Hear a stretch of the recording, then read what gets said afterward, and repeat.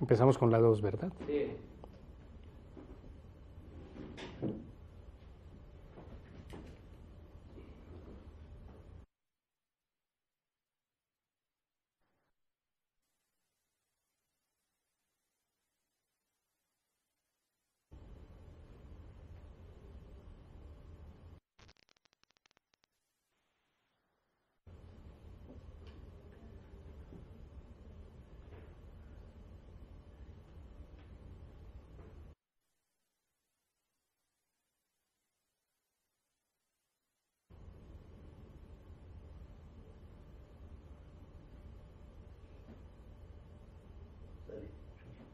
Buenos días para todas y todos.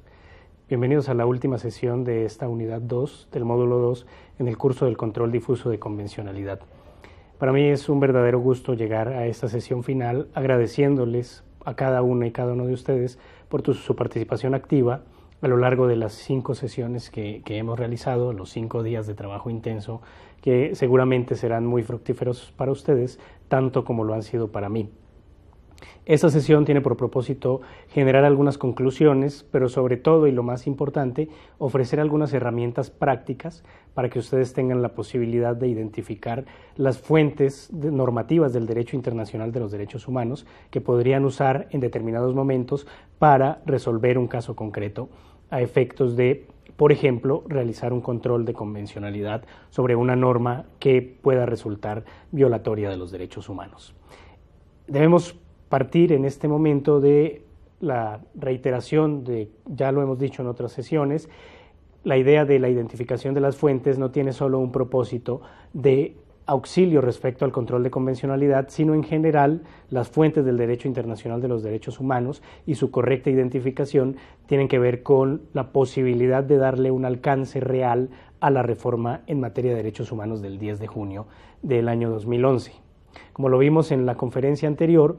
la idea de identificar las fuentes normativas del derecho internacional de los derechos humanos tiene que ver con el adecuado funcionamiento del principio pro persona y también con el adecuado funcionamiento del principio de interpretación conforme. Permítanme entonces retomar un punto que de sus preguntas a la conferencia del día martes resultan reiteradas y parece que enfocan el mayor interés respecto a las fuentes del derecho internacional y tiene que ver con, uno, el alcance normativo constitucional de las fuentes del derecho internacional de los derechos humanos y dos, el principio de supremacía constitucional respecto del principio de primacía del derecho internacional. En ese sentido, es importante que ustedes recuerden que en la conferencia del día martes planteamos algunos elementos fundamentales y hoy vamos a hacer algunas conclusiones que van a enfatizar premisas de análisis que tomamos el día martes. Al respecto, quisiera empezar por señalar que hay un falso dilema respecto a que se debe preferir el principio de supremacía constitucional o el principio de primacía del derecho internacional. Como lo planteamos el día martes, es importante tener claro que el derecho internacional de los derechos humanos tiene un orden lógico normativo autónomo que complementa al derecho interno, que complementa al derecho constitucional, pero que por sí mismo tiene unas propias dinámicas, una lógica específica de validez formal y material de sus normas, y en ese sentido, lo dijimos también en la sesión del día martes, tiene unos sistemas de protección y unos mecanismos específicos para hacer efectivos los derechos. Siendo de esta manera, las normas del derecho internacional de los derechos humanos han ingresado al derecho constitucional con una carta de naturalización privilegiada, lo planteábamos de esta manera en la sesión anterior, han ingresado al derecho interno por vía de la reforma constitucional y las normas en materia de derechos humanos del derecho internacional tienen un estatus constitucional. Por esa razón, al incorporarse con estatus constitucional las normas del derecho internacional de los derechos humanos, al incorporarse al derecho interno, entran como parte de ese marco normativo, de ese conjunto de normas que integran la norma suprema o la ley suprema de la Unión. Es importante tener claro que la materia de derechos humanos es una materia especializada a la que el derecho constitucional mexicano le ha dado un trato preferente, un trato privilegiado respecto de unos propósitos constitucionales que se pueden sintetizar justo en dos, como lo decíamos en la sesión anterior. Uno, que el nuevo paradigma del derecho constitucional mexicano es la protección de la persona humana, y dos, que lo que se busca es una garantía efectiva de los derechos humanos. Esto significa, entre otras cosas, que el derecho internacional ingresa al derecho interno por una puerta de entrada amplia que la propia Constitución le está dando por vía de la remisión directa que hace la Constitución en los artículos 1, 15, 103, 105, 107 de los textos, digamos, de la Constitución Política de los Estados Unidos Mexicanos. Así las cosas, la entrada del derecho internacional al derecho interno es una entrada que tiene su puerta de entrada por la Constitución, lo que garantiza el principio de la supremacía constitucional, y de esta manera se remite la norma internacional en una norma de la propia Constitución, dándole apertura a lo que la doctrina ha denominado un bloque de constitucionalidad, que, como ustedes lo pudieron ver en la lectura del doctor Jorge Carpizo, que fue una lectura básica para nuestra unidad, este bloque de constitucionalidad se forma en el país por una serie de instrumentos internacionales que están referidos en el texto que ustedes trabajaron, pero que básicamente se concretan en los tratados, la interpretación que se ha hecho de los tratados, la Constitución, la interpretación que se ha hecho de la Constitución, y algo que en la teoría del doctor Carpizo se denominan los derechos implícitos, que tienen que ver también, de alguna manera, con el alcance del artículo 29 de la Convención Americana sobre Derechos Humanos, que ya referimos en la sesión anterior, el día martes. Bien, dicho esto, como premisa de partida, es importante tener claro que no hay una contradicción ni un antagonismo entre el principio de supremacía constitucional y el principio de primacía del derecho internacional, sino que más bien son dos principios que se complementan, que funcionan de manera armónica y que indubitablemente, siendo principios, en algunos momentos podrán entrar en tensión, y en ese caso la perspectiva de resolución será la ponderación, que afortunadamente, a efectos de la Constitución mexicana, la ponderación entre principios está resuelta con un peso relativo inicial con el principio pro persona, que está establecido en el párrafo segundo del artículo 1 constitucional. Bien, esa primera premisa, retomando las inquietudes de sus preguntas respecto de la conferencia del martes, además decirles que la aplicación del derecho internacional y las normas de derechos humanos del derecho internacional en el derecho constitucional mexicano es un proceso que implica una consolidación de una cultura jurídica, pero también una redefinición del alcance de las instituciones que dan sentido a la protección y garantía de los derechos humanos. Esto significa, para efectos de nuestra sesión conclusiva, que el amparo será uno de los mecanismos más importantes. El juicio de amparo será uno de los elementos para darle sentido a la reforma, y este juicio de amparo también, por vía de la interpretación y aplicación de las normas de derechos humanos, nos permitirá concluir que el derecho de los derechos humanos es un todo integrado por el derecho interno y el derecho internacional, tal como ustedes lo pueden derivar expresamente del artículo 1 de la nueva ley de amparo, en donde se especifica que la protección mediante el amparo tendrá que ver también con los derechos humanos que están reconocidos en los tratados internacionales de los que el Estado mexicano es parte.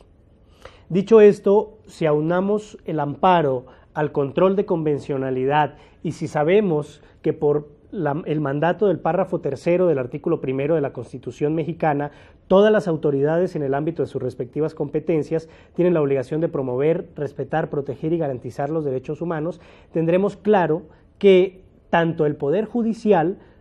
federal y local, como el Poder Ejecutivo y el Poder Legislativo tienen la obligación de adoptar como parámetros de validez material de sus actuaciones en el ámbito de sus respectivas competencias las normas en materia de derechos humanos. Y retomemos como un segundo punto una precisión que hacíamos en la presentación del martes respecto a que la Constitución, en su artículo 1 específicamente, remite a los tratados internacionales como la única fuente normativa expresa que está reconocida directamente en la Constitución. Y preguntábamos y dábamos una propuesta de respuesta de por qué además de los tratados, deberíamos tomar las demás fuentes normativas del derecho internacional, y sosteníamos una premisa que está desarrollada en la conferencia del día martes. Para quienes no han tenido la oportunidad de verlas, la conferencia les remito a ella para que puedan analizar los argumentos, sin perjuicio de sostener que la premisa de análisis se fundamenta en que el contenido, el alcance y los límites de las normas de derechos humanos de los tratados no se puede concretar sin tener en cuenta el sistema jurídico al que pertenece el respectivo tratado. Decíamos que, por ejemplo, las normas de los tratados del sistema interamericano alcanzan un contenido y unos límites específicos respecto de la forma como se interpretan en el ámbito del sistema interamericano. Ello significa también, por supuesto, que cuando se va a interpretar la norma de un tratado internacional, cuando se ha tenido la necesidad de determinar el contenido y el alcance de una norma de un tratado internacional, se ha acudido a los órganos que los propios tratados interamericanos reconocen como legitimados para hacer la interpretación de las normas de los tratados. En otras palabras, la interpretación de los tratados en el sistema interamericano, en el ámbito internacional del sistema interamericano, está referida a normas concretas de la Convención Americana que le dan la competencia a la Comisión Interamericana y a la Corte Interamericana para interpretar las normas de los tratados. Ello entonces va a significar que si se requiere hacer la interpretación de una norma interamericana, el contenido, el alcance y los límites de esa norma interamericana se determina siguiendo el propio sistema al que pertenece. Y cuando decimos sistema al que pertenece, decimos las instituciones que hacen parte de ese sistema y decimos también el conjunto de fuentes normativas que a efectos del sistema interamericano se ha denominado corpus juris de los derechos humanos. Y también, por supuesto, cuando se va a interpretar una norma constitucional, la norma constitucional se interpretará en el marco del conjunto de normas constitucionales y de interpretaciones autorizadas que se dan en el sistema jurídico al que pertenece la norma constitucional. En otras palabras, cuando se va a interpretar una norma de la Constitución Política de los Estados Unidos Mexicanos, debemos ver dentro del sistema de fuentes del derecho interno, dentro de las leyes específicas que dan competencia a los órganos judiciales para la interpretación, y además, por supuesto, la interpretación autorizada que han hecho los órganos del Poder Judicial de la Federación, la Suprema Corte y los demás órganos del Poder Judicial de la Federación, a efectos de determinar contenido y alcance de las normas constitucionales y en general de las normas de derechos humanos del sistema interno. Esto nos da como resultado lo siguiente: podemos tener en un mismo caso una interpretación de naturaleza constitucional, una interpretación de naturaleza convencional a partir del sistema interamericano y una interpretación de naturaleza convencional a partir del sistema universal. Cuando tenemos esas interpretaciones en las que hemos hecho la delimitación del contenido, el alcance y los límites de los derechos a partir del sistema jurídico al que pertenece la norma de referencia que se comporta como parámetro de validez material para el control de convencionalidad o para el control de constitucionalidad o para la interpretación conforme o para cualquier operación jurídica que estemos realizando, cuando tenemos esas tres posibles interpretaciones, tenemos que identificar, a la luz del mandato específico del párrafo segundo del artículo primero de la Constitución, tenemos que identificar cuál es la interpretación que favorece la mayor protección de la persona y sus derechos, que sería el alcance específico del principio pro persona. O cuando tenemos tres interpretaciones respecto de una limitación o una restricción a un derecho, tenemos que identificar cuál de las tres interpretaciones, constitucional, convencional interamericana, convencional universal, cuál de esas tres interpretaciones o cuál de esas tres normas limita en menor medida posible el derecho que se pretende restringir o limitar. Bien, esto nos va a servir como punto de entrada para el tercer elemento que quisiéramos enfatizar, que es el conjunto de herramientas prácticas que nos van a servir para poder buscar la información que nos permita identificar las fuentes normativas del derecho internacional de los derechos humanos que podremos aplicar en los casos concretos. Esto implica, uno, reconocer que, como lo decíamos en la premisa anterior, el sistema internacional de los derechos humanos tiene sus propias estructuras de validez formal y material, tiene sus propias instituciones, tiene sus propias normas, tiene sus propias dinámicas de interpretación del derecho. Veíamos en la sesión del día martes que respecto de México hay dos sistemas internacionales de derechos humanos que son fundamentales. El primero, el sistema universal, que deriva de la Organización de las Naciones Unidas, y el sistema interamericano, en segundo lugar, que se consolida en la Organización de Estados Americanos. Respecto del sistema universal, habría que decir que hay varios órganos que se encargan de la interpretación y la aplicación de las normas, y en ese sentido que hay varias fuentes que podemos derivar del sistema universal. En primer lugar, la Asamblea General de la Organización de las Naciones Unidas presenta, digamos, periódicamente un conjunto de declaraciones y resoluciones que se aprueban por los Estados miembros de la organización y que permiten identificar una serie de compromisos internacionales que asumen los Estados a la luz de la comunidad internacional. Ello significa que muchas de estas resoluciones y declaraciones pueden contener o bien una declaración específica de objetivos, principios, valores y derechos en consolidación o derechos consolidados que van a marcar la acción política y jurídica de los Estados. Pero estas resoluciones y declaraciones de la Asamblea General de las Naciones Unidas tiene un efecto específico que normativamente se ha denominado como soft law, como derecho blando, y que significa que es un derecho que, a pesar de no tener la solidez, la consolidación normativa que tienen, por ejemplo, los tratados, ello no significa que no sea derecho. Por eso se llama soft law, digamos, derecho blando o derecho en consolidación. Este derecho en consolidación implica que hay una manifestación de voluntad de los Estados y que hay un acuerdo de la comunidad internacional respecto a ese conjunto de derechos, principios, valores, objetivos internacionales que se trazan por los Estados. Por esta razón, muchas de estas declaraciones y resoluciones de la Asamblea General de la ONU son normas, en sentido general, normas blandas que van a permitir identificar el contenido, el alcance y los límites de los derechos humanos. Bien, y decíamos que respecto de la validez de las normas en el derecho internacional, el propio derecho tiene sus propias lógicas y sus propias dinámicas para identificar la validez, el contenido, el alcance y los límites de los derechos. En el derecho internacional, evidentemente que una norma de soft law no va a servir para declarar la responsabilidad internacional del Estado por violar sus obligaciones. Pero ello no significa que los compromisos adquiridos en las resoluciones y declaraciones no deban ser cumplidos de buena fe. Por ello, el principio de buena fe respecto del soft law es fundamental. Pero en el efecto práctico, si ustedes revisan la jurisprudencia de la Corte Interamericana, que analiza específicamente la responsabilidad de los Estados por violar derechos humanos, van a encontrarse, y lo vieron específicamente en el caso Almonacid Arellano, que algunas y algunos de ustedes revisaron para esta unidad, lo encontraron, por ejemplo, en las citas al pie de página 124, 125, en la 123 inclusive, que la Corte toma como parámetro del derecho internacional algunas resoluciones y declaraciones de la Asamblea General de la Organización de las Naciones Unidas para identificar ciertos temas, el alcance, el contenido, los límites incluso de derechos concretos y de obligaciones concretas de los Estados.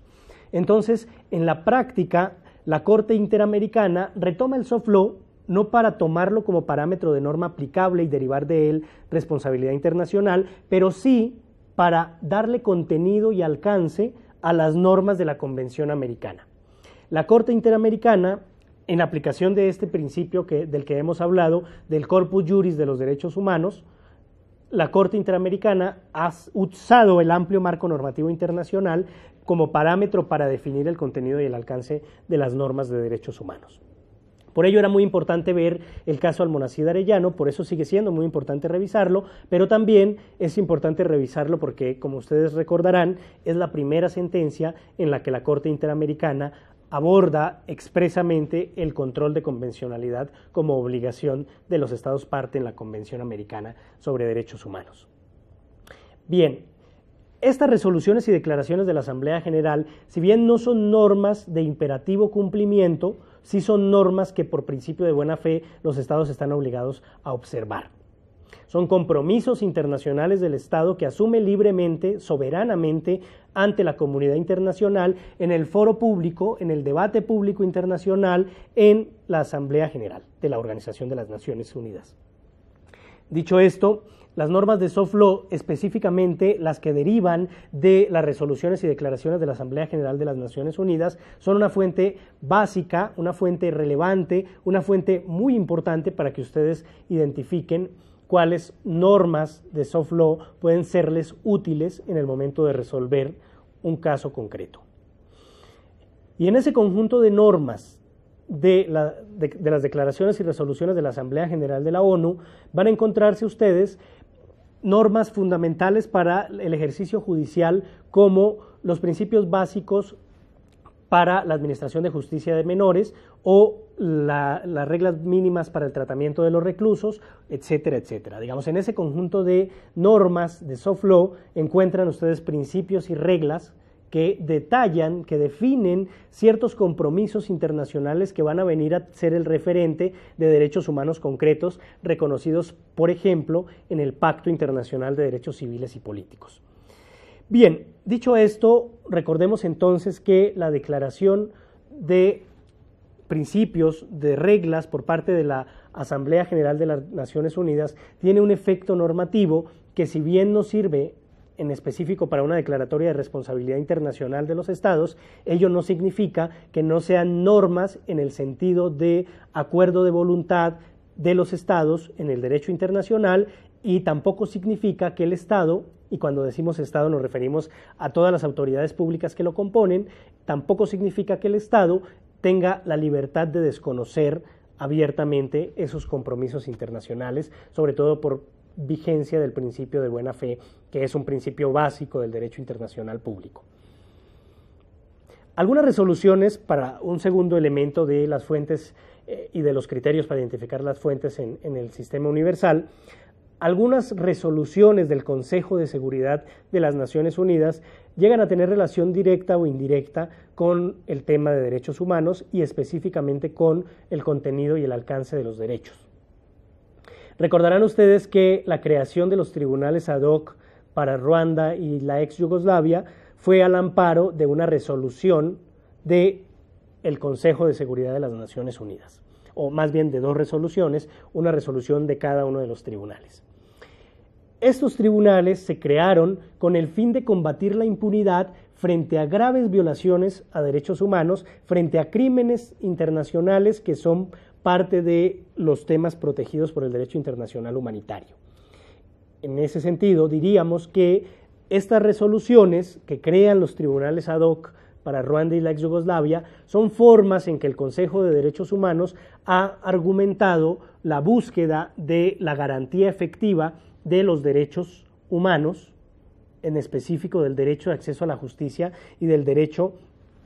que tienen las personas a que no exista impunidad respecto de las graves violaciones a derechos humanos.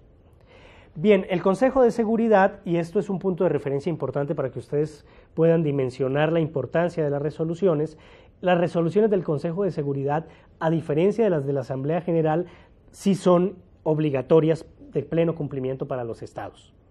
Entonces, cualquier norma de derechos humanos que se encuentre en una resolución del Consejo de Seguridad de las Naciones Unidas es imperativa para los estados, a la luz de la Carta de la Organización de las Naciones Unidas, que es un tratado del que el Estado mexicano es parte. Entonces, estos dos órganos principales, más las recomendaciones del Consejo Económico y Social, las resoluciones del Consejo Económico y Social, que son también parte de aquel marco normativo del sistema universal,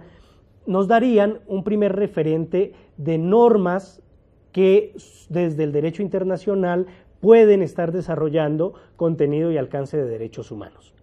Deberíamos decir entonces con claridad en este punto que no todas las resoluciones y declaraciones de las Naciones Unidas, de la Asamblea General, son declaraciones relacionadas con derechos humanos o resoluciones relacionadas con derechos humanos. No todas las resoluciones del Consejo de Seguridad son resoluciones relacionadas con el tema de derechos humanos. No todas las resoluciones, declaraciones del Consejo Económico y Social de las Naciones Unidas son resoluciones o declaraciones relacionadas con el tema de derechos humanos. Algunas sí.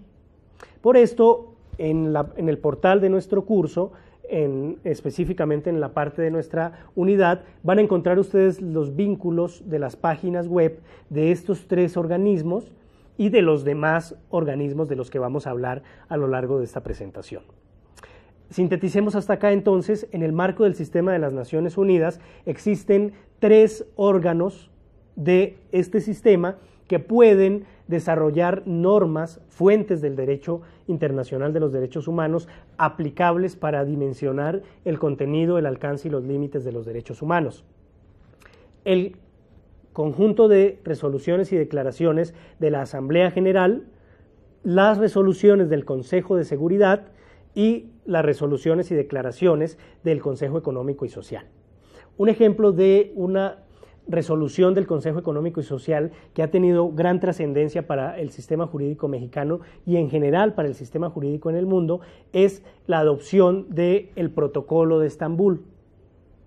El Protocolo de Estambul no es un tratado internacional, es una resolución que se da en el marco del Consejo Económico y Social y que se consolida como un conjunto de estándares internacionales que ayudan para la investigación y documentación eficaces de la tortura y los tratos crueles, inhumanos y degradantes.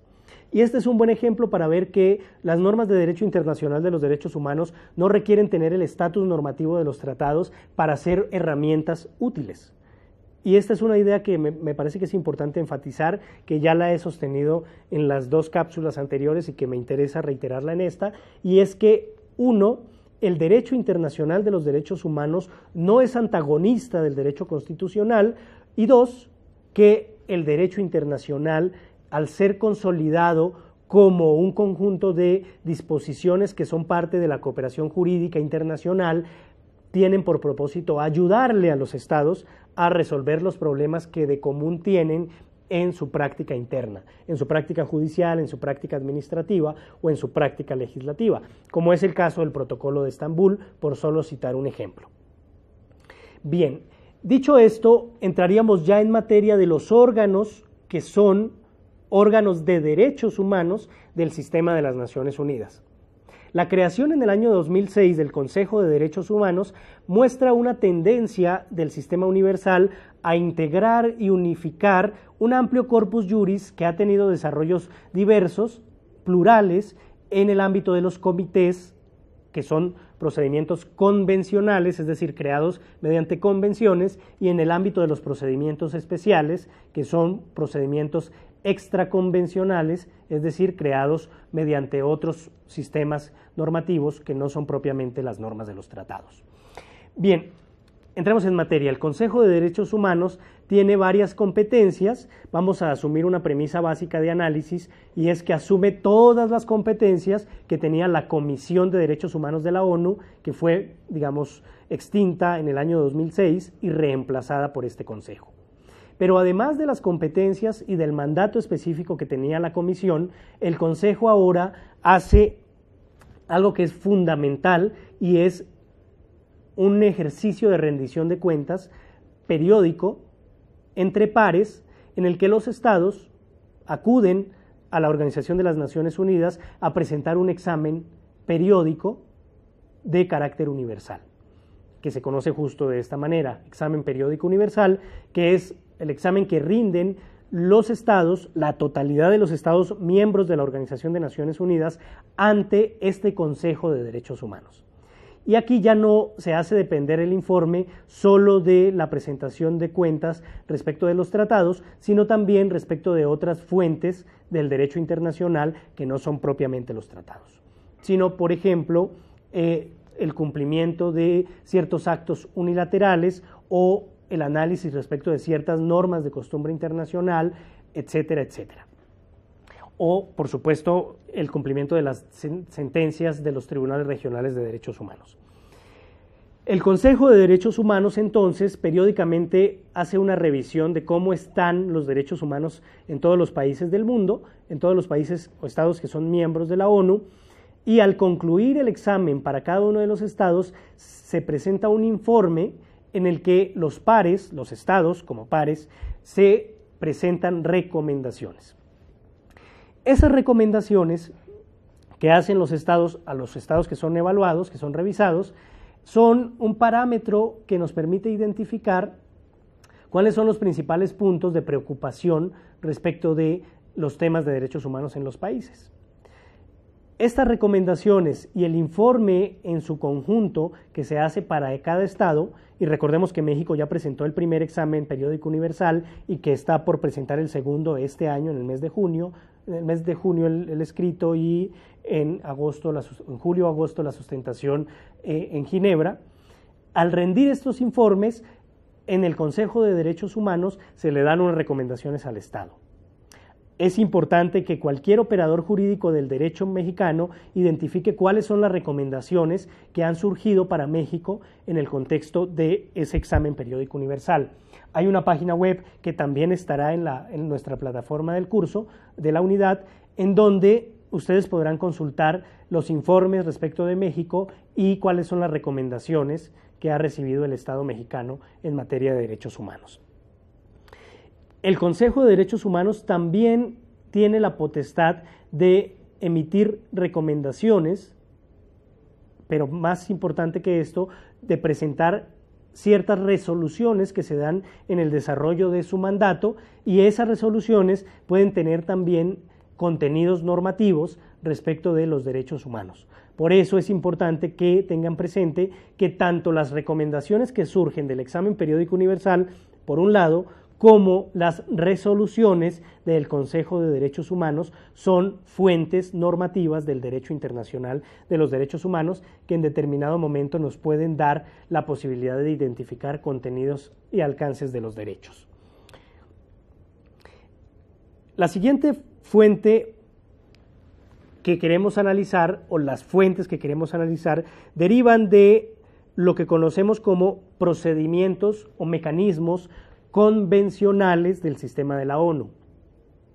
Antes de entrar en los mecanismos convencionales, hagamos una síntesis de lo que se ha dicho hasta ahora. Hemos dicho que en el sistema de las Naciones Unidas existen hasta ahora 4 órganos que pueden tener en sus resoluciones, declaraciones y en general en el desarrollo de sus mandatos normas relacionadas con derechos humanos que le permitirán al intérprete interno, al aplicador del derecho interno, tener un parámetro específico para el análisis de convencionalidad. Esos 4 órganos son la Asamblea General, el Consejo de Seguridad, el Consejo Económico y Social y el Consejo de Derechos Humanos, que antes se denominaba Comisión de Derechos Humanos.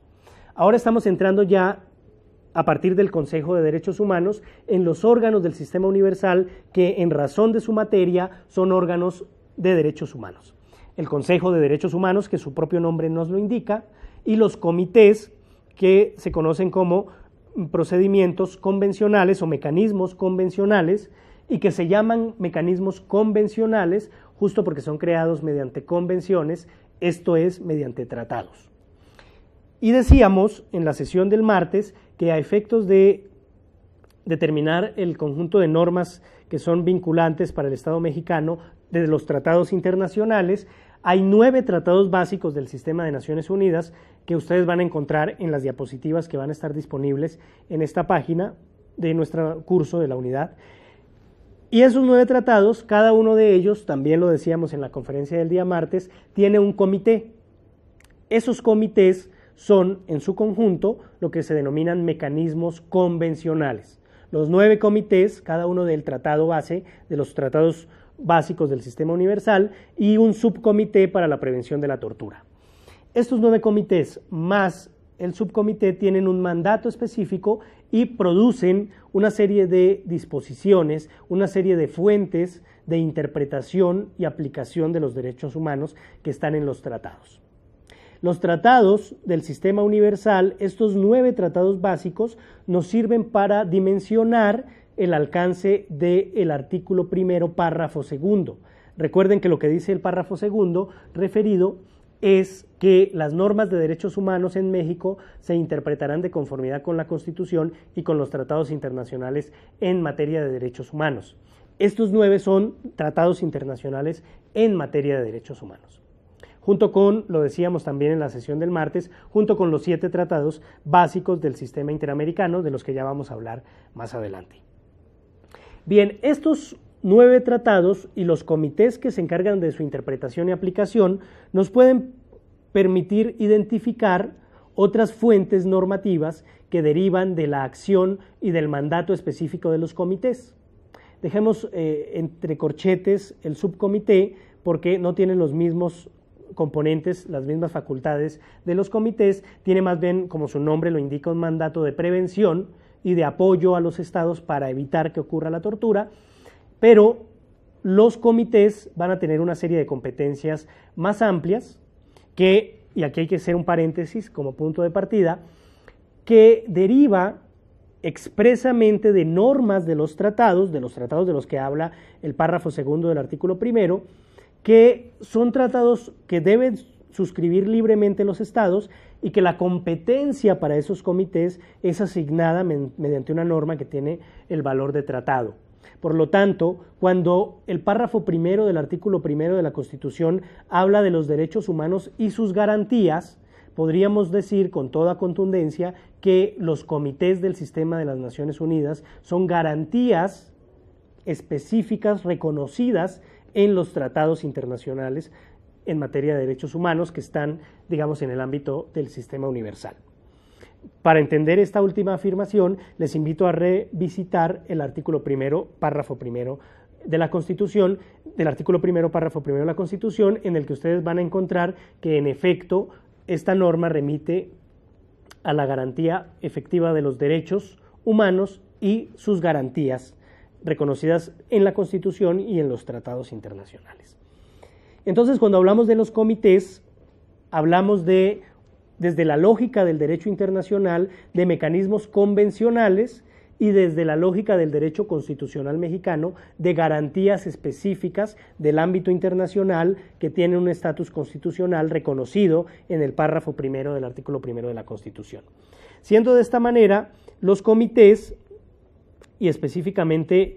los comités de las Naciones Unidas, tienen por lo menos 3 diferentes fuentes que tienen alcances diferenciados y que vamos a intentar resumir a continuación. En primer lugar, debemos decir que por aplicación efectiva de los tratados que sirven de base a los comités, por aplicación de esos tratados, los estados tienen la obligación de rendir informes con cierta periodicidad, dependiendo del tratado, al comité. Es decir, el comité es un órgano de supervisión y vigilancia del cumplimiento de las obligaciones al que los estados deben rendir informes periódicos. Como resultado de esos informes, el comité remite unas recomendaciones específicas a los estados. Esas recomendaciones, que son informes de los comités, llegan a los países, son documentos públicos que están, ustedes lo pueden encontrar en la página web de los comités, páginas que también estarán disponibles en la plataforma de nuestro curso, de la unidad 2 del módulo 2. Esas recomendaciones, además de establecer líneas de acción derivadas del tratado por parte del comité, también determina un cierto conjunto normativo de estándares internacionales que dan base a esas recomendaciones. En otras palabras, el comité, al hacer las recomendaciones a los estados, está identificando cuál es el contenido, el alcance, los límites de los derechos y de las obligaciones, y por esa razón, con ese estándar de interpretación, le plantea las recomendaciones. Por lo tanto, es fundamental revisar los informes que se presentan por parte de los estados ante los comités y las recomendaciones que presentan el comité o los comités a los estados para efectos de ese mecanismo que tiene el sistema universal en los comités de apoyar a los estados mediante la expedición de recomendaciones puntuales en el tema del que se trate la norma concreta que se está interpretando, el tratado concreto que se está interpretando. Bien, como resultado de ese conjunto de informes periódicos que presentan los estados a los comités, resulta claro para el comité específico.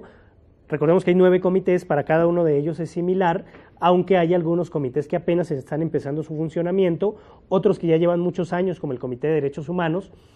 pero lo cierto es que como resultado de los informes que presentan los estados, el comité va identificando ciertos temas que son de particular interés y de particular dificultad para entender su contenido, su alcance o sus límites, y por ejemplo, hace, respecto de las normas concretas, observaciones generales, que son normas de interpretación de las normas de los tratados, que son estándares interpretativos del órgano internacional que los estados crearon para efectos de interpretar las normas de los tratados. Seguir los estándares interpretativos de los comités de las Naciones Unidas implica darle realización al objeto y fin del tratado. Veíamos que este tema es importante en la interpretación de los tratados a la luz de la Convención de Viena del 69, darle una materialización efectiva al objeto y fin del tratado que crea el órgano internacional. En otras palabras, los estados no crean los comités para generar más burocracia en el ámbito internacional, lo crean porque tienen el objeto y la finalidad de contar con un referente de interpretación y de estandarización de la interpretación. Por eso es tan importante entender que cuando un órgano internacional creado por los estados para interpretar las normas de los tratados está generando una interpretación, esa interpretación materializa parte del objeto y fin del tratado,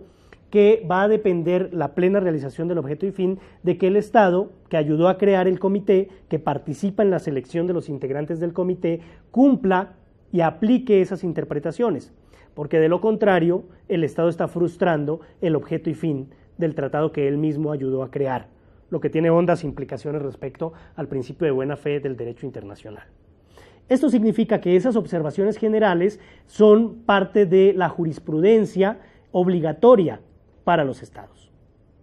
Y decíamos en la sesión de ayer que tenemos 2 conceptos de jurisprudencia, uno en sentido restringido, que es la interpretación autorizada de los órganos judiciales, y otro en sentido lato, en sentido amplio, que es la interpretación autorizada de las normas de los tratados que hacen los órganos autorizados o los órganos competentes, dentro de los que están los órganos con competencias cuasi jurisdiccionales, como serían los comités de la ONU. Esto significa que las normas de los 9 tratados básicos del sistema universal tienen una interpretación directa, autorizada por los estados, que es la interpretación que hacen los comités. Por lo tanto, la interpretación que hacen los comités va a ser parte constitutiva de una jurisprudencia obligatoria para los estados que va a servir como referente para identificación del objeto y fin de los mismos. Esto en lo práctico implica que el Estado mexicano, al ser parte de los 9 tratados básicos del sistema universal, tiene también que conocer las observaciones y recomendaciones generales, y el concepto de generales implica que tienen esa vocación de ser aplicadas para todos los estados, para todas las partes que estén vinculadas con el tratado.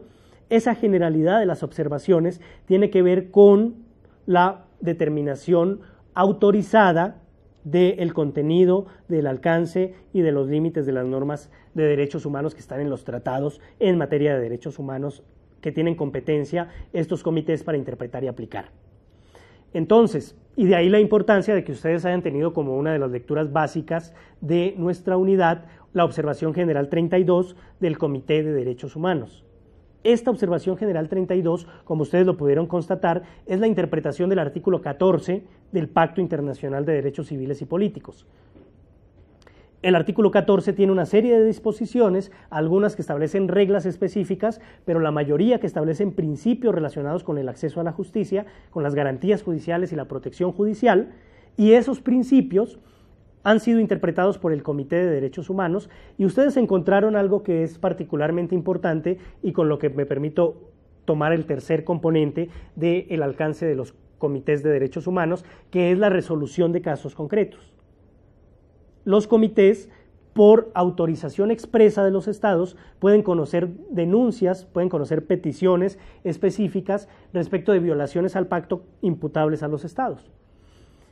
Y ustedes encontrarán en las citas al pie de página de la Observación General 32 que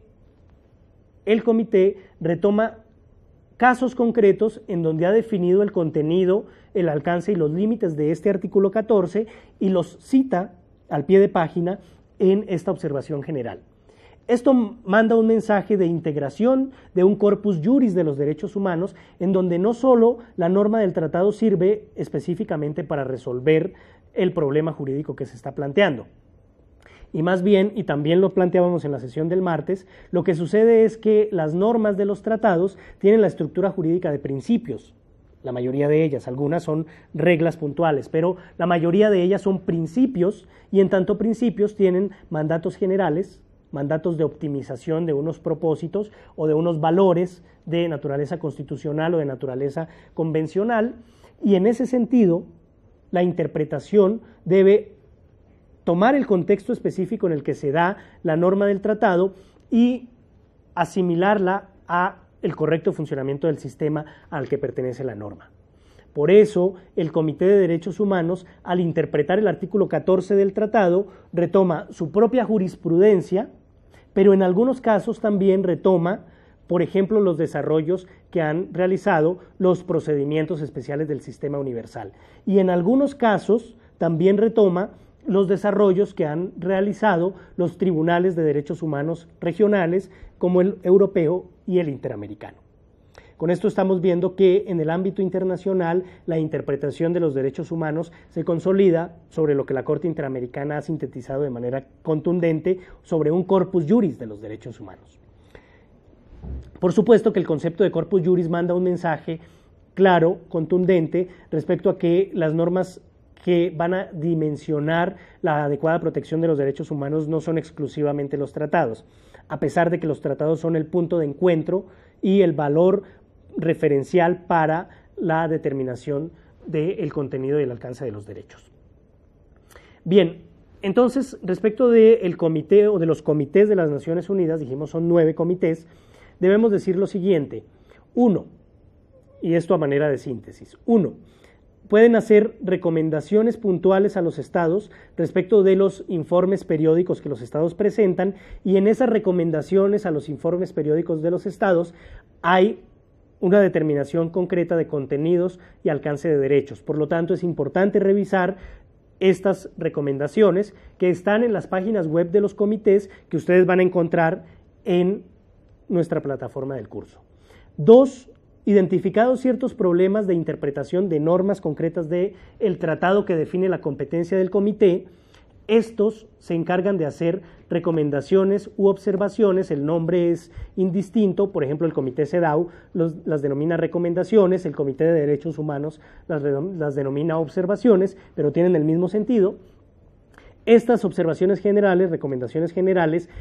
permiten a los estados ver cuál es la interpretación que ha hecho el comité autorizado por los propios estados para interpretar las normas. Por lo tanto, esta es parte de la labor jurisprudencial o del resultado jurisprudencial de la acción del comité. Y 3, el comité puede conocer casos concretos y al comité le aplica también el requisito de agotamiento de recursos internos que le aplica a la Comisión Interamericana, que veremos más adelante. El comité o los comités en general, los 9 ya tienen la posibilidad por ciertos protocolos específicos que le han otorgado esa posibilidad. Los 9 ya tienen la posibilidad de conocer casos concretos por violaciones a derechos de los tratados que sirven como referente. Entonces, como resultado de las recomendaciones de los informes periódicos, como resultado de la interpretación mediante observaciones y recomendaciones generales, como jurisprudencia en casos concretos, los 9 comités del sistema de las Naciones Unidas presentan en sus diferentes mandatos o en sus diferentes componentes del mandato que tienen, a la luz del tratado que les da origen, que por ejemplo para el Comité contra la Tortura es la Convención contra la Tortura de la ONU. A la luz del tratado tienen estos 3 componentes de funciones y sobre esa base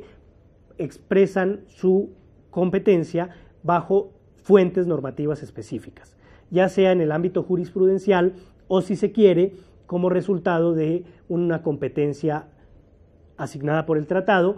que sería la competencia de recomendaciones específicas a los estados en los informes que se hacen periódicamente ante los comités. Bien, asimismo, los comités van a tener la posibilidad de, en los casos concretos que resuelven, hacer recomendaciones puntuales a los estados respecto del caso concreto. Esto significa, al igual que la discusión respecto a la jurisprudencia de la Corte Interamericana, que cuando los comités hacen la interpretación de las normas del tratado, no están haciendo una interpretación que tenga la vocación de ser aplicable solo al Estado, que es parte del litigio. La interpretación que hacen los comités es una interpretación, digamos, de cierre, es una interpretación sin posibilidad de tener una interpretación mayor autorizada. Los comités son los que definen con vocación de autoridad el contenido, el alcance y los límites de los derechos y las obligaciones, y por lo tanto esa interpretación, digamos que la parte considerativa, la parte que presenta el análisis de fondo de las violaciones, esa determinación de estándares internacionales de referencia para saber si el Estado violó o no violó los derechos, esos estándares que se definen en las decisiones de los comités también son obligatorios para todos los estados. Aquí hay que ser honestos, hay que decir que esta no es una interpretación pacífica, como no lo es la interpretación de que todas las sentencias de la Corte Interamericana son obligatorias. Pero lo cierto es, y volvemos al mismo principio básico que planteábamos en la conferencia anterior, lo cierto es que en tanto que son el resultado de la interpretación del órgano creado por los estados para interpretar las normas de los tratados, y en tanto que son resultado de una norma específica del tratado, esas interpretaciones tienen una fuerza normativa relativa inicial que claramente puede ser superada por una mejor interpretación o una norma más garantista del derecho interno o de otro sistema internacional que sea aplicable para el Estado mexicano, y en gracia del principio pro persona podrían desconocerse esos desarrollos jurisprudenciales del comité. Pero lo cierto es que en principio, ya sea por la naturaleza obligatoria de la decisión en un caso concreto en el que el Estado mexicano fuere vencido, o por gracia del principio de buena fe y por la obligación de cumplir el objeto y fin del tratado, estas decisiones de los comités en los casos concretos que no sean contra México también son un parámetro de interpretación y aplicación que resulta obligatorio con un peso normativo inicial relativo que puede ser superado, insistimos, bajo la idea del principio pro persona. Esto respecto a los mecanismos convencionales. Ya hemos dicho que se denominan mecanismos convencionales considerando que son creados por convenciones. Ahora nos toca ver los mecanismos extraconvencionales, que son aquellos mecanismos que se crean no por tratados, sino por el Consejo de Derechos Humanos. Y decíamos minutos antes que el Consejo de Derechos Humanos viene a reemplazar a la Comisión de Derechos Humanos de la ONU. Esta función de creación de procedimientos especiales la tenía en efecto la Comisión de Derechos Humanos y la asume ahora el Consejo de Derechos Humanos. Entonces los procedimientos especiales son mecanismos extraconvencionales porque son creados por un procedimiento que no tiene que ver directamente con la consolidación mediante tratado, sino con una competencia de un órgano del sistema universal que en efecto está conformado por estados y que estos estados son designados bajo un procedimiento que se definió por los propios estados. Esto significa que los procedimientos especiales, a pesar de que no son creados por tratados internacionales, sí son procedimientos que están hechos al amparo de la voluntad de los estados. Que volvemos al mismo debate del soft law respecto del hard law, del soft law como declaraciones y resoluciones frente a los tratados, en donde si bien los tratados son, digamos, normas exigibles por sí mismas, directamente justiciables, las resoluciones y declaraciones no son solo declaraciones de buena voluntad, sino compromisos internacionales. Y en ese sentido, todo el sistema de procedimientos especiales se ha creado al amparo de la voluntad de los estados y por voluntad de los estados los procedimientos especiales cumplen sus mandatos. Decíamos en la conferencia del martes que existen a la fecha aproximadamente 40 procedimientos especiales temáticos. Esto significa que existen otras formas de procedimientos especiales que se denominan por país. En América solo hay un procedimiento especial por país, que es el caso de Haití, y en cambio, respecto a los procedimientos temáticos, cualquiera de los 40 que hay a la fecha servirían a los operadores jurídicos mexicanos para definir contenido y alcance de derechos. Y entonces la pregunta recurrente en este caso es, ¿son obligatorios los documentos que resultan de los procedimientos especiales? Y anticipábamos una respuesta en la sesión del martes, decíamos, no son obligatorios en sentido estricto, pero sí son obligatorios en tanto que se producen al amparo de la voluntad de los estados. Entonces, son obligatorios en sentido blando, parte, digamos, de ese soft law, pero también, digamos, que tienen un estatus jurídico específico, que lo veíamos en la presentación del día martes, como doctrina especializada, que tiene una naturaleza jurídica específica, propia. La doctrina especializada de los procedimientos especiales tiene que ver con una premisa básica, y es que estos expertos, estas expertas que se seleccionan en el Consejo de Derechos Humanos, son personas que están cumpliendo su mandato en el marco del sistema de las Naciones Unidas y bajo la participación directa de los estados en el Consejo de Derechos Humanos. Esto significa que no son los académicos que motu propio van a tratar de consolidar el contenido y el alcance de los derechos, sino que por encargo del Consejo de Derechos Humanos, que es un órgano de las Naciones Unidas creado y constituido por estados, al encargo de los propios estados, estos mecanismos especiales o procedimientos especiales funcionan y cumplen su mandato, que se concreta en la definición de contenido y alcance de derechos. Dicho esto, tendríamos que identificar varios elementos de los procedimientos especiales. Ya hicimos un acercamiento general el martes, hoy haremos un acercamiento específico diciendo básicamente 4 cosas. 1, los procedimientos especiales pueden ser configurados bajo diferentes formas. Grupos de trabajo, relatoras, relatores especiales, representantes del secretario general o la expresión general de expertas o expertos independientes. Estos procedimientos especiales, ustedes habrán visto en prensa, la semana pasada estuvo visitando México el relator especial de las Naciones Unidas sobre ejecuciones extrajudiciales, sumarias o arbitrarias. Este relator vino a México porque el Estado mexicano lo invitó. El relator viene al país, mira la situación en el tema que está definido para su competencia, para su mandato, que es este de las ejecuciones extrajudiciales, sumarias o arbitrarias. Entonces el relator viene al país, visita diferentes instancias gubernamentales, instancias del Poder Judicial, instancias del Poder Legislativo, y se entrevista con ellos para hacer un diagnóstico, para hacer un análisis de la situación de este tema de ejecuciones extrajudiciales, sumarias o arbitrarias en el terreno. Entonces hace una visita in loco al país por autorización del propio Estado. Han venido a México un número alto de procedimientos especiales, por ejemplo, la relatora sobre independencia de las autoridades judiciales, jueces, magistrados. Ha venido también el grupo de trabajo sobre desaparición forzada de personas, el relator sobre alimentación, etcétera, etcétera. ¿Qué quiero decir con esto? Que el mandato que tienen estos procedimientos especiales es un mandato que define temas y asuntos problemáticos relacionados con los derechos humanos. Por ejemplo, derecho a la vivienda digna, por ejemplo, derecho a la salud, por ejemplo, derechos de las mujeres a una vida libre de violencia, por ejemplo, derecho a no ser sometido a tortura, por ejemplo, la prohibición de la desaparición forzada de personas, por ejemplo, el tema de las detenciones arbitrarias, etcétera, etcétera. El mandato de los procedimientos especiales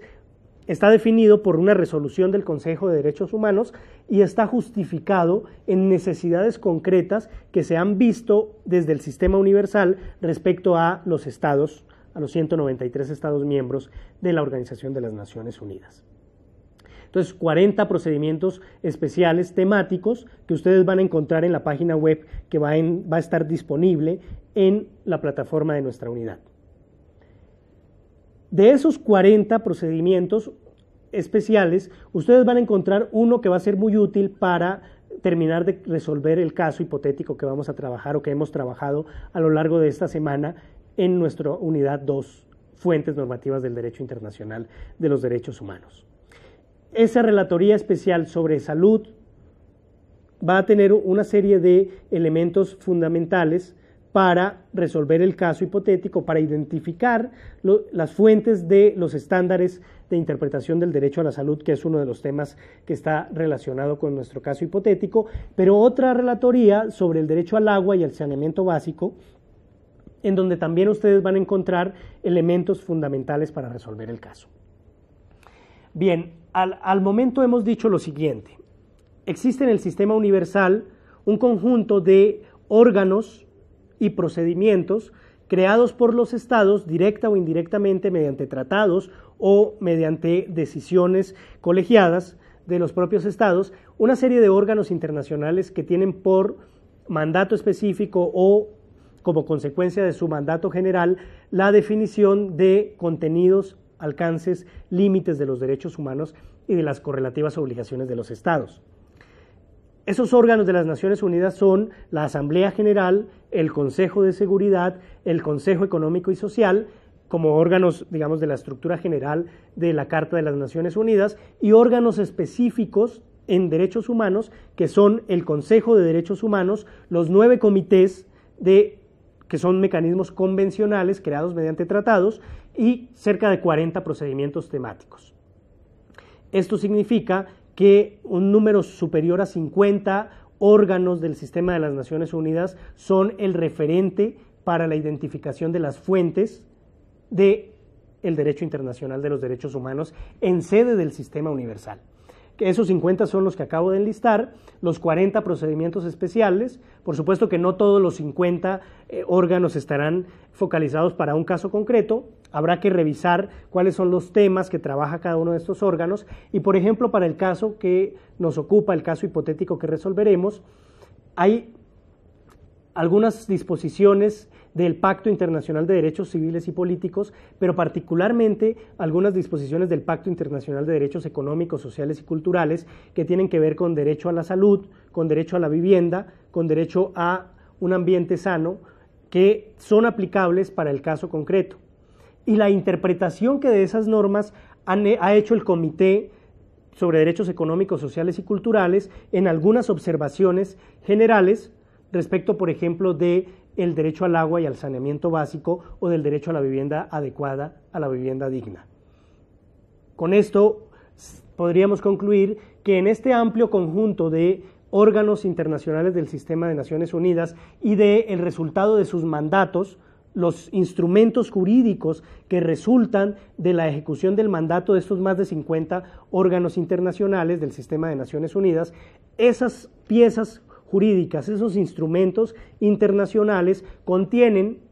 el contenido, valga la redundancia, el alcance y los límites de los derechos humanos,